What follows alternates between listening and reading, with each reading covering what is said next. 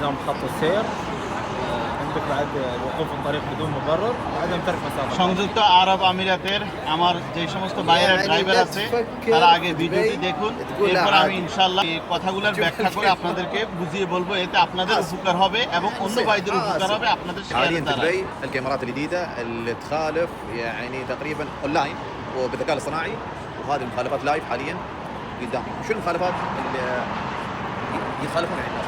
في 5 مخالفات: عدم ارتداء الحزام، استخدام الهاتف، اوكي عدم আর যারা ড্রাইভিং করেন তাদেরকে আমি বলবো আপনারা বিশেষ সতর্কতা অবলম্বন করতে হবে 3টি জায়গায়। সেই 3টি জায়গায় কোথায়? একটি হচ্ছে শেখ জায়েদ রোড। আমি বর্তমানে এখন শেখ জায়েদ রোডেই আছি।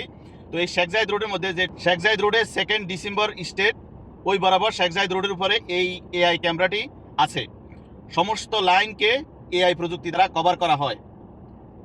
এরপর আপনি মনে করবেন যে আমি ওই ক্যামেরা বরাবর বা সাইনবোর্ড বরাবর গেলে বিশেষ সতর্কতা অবলম্বন করব, এর আগে একটু ভুলভ্রান্তি হলেও সমস্যা হবে না, হাতে মোবাইল থাকলেও কোনো সমস্যা হবে না। জি না ভাই, এই ক্যামেরাটার বিশেষ দারুণ ক্ষমতা আছে।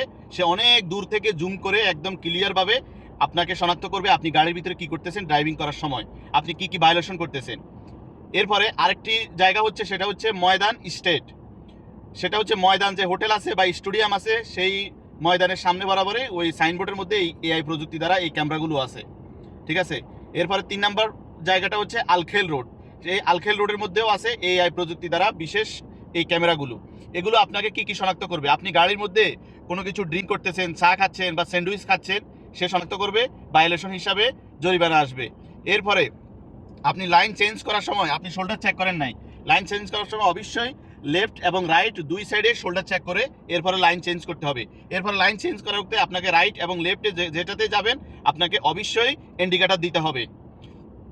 এরপরে আপনি গাড়ির ভিতরে কোনো মোবাইল ফোন হেডসেট ব্যবহার করতেছেন কিনা, আপনার হাতে আছে কিনা, 2টা হাত কিন্তু আপনার স্টিয়ারিংয়ের মধ্যে থাকতে হবে। না হয় আপনার এক হাত থাকলেও কোনো অসুবিধা নেই, অন্য হাতেও মোবাইল থাকতে পারবে না। তার মানে আপনি উইদাউট মোবাইল ছাড়া ড্রাইভিং করতে হবে।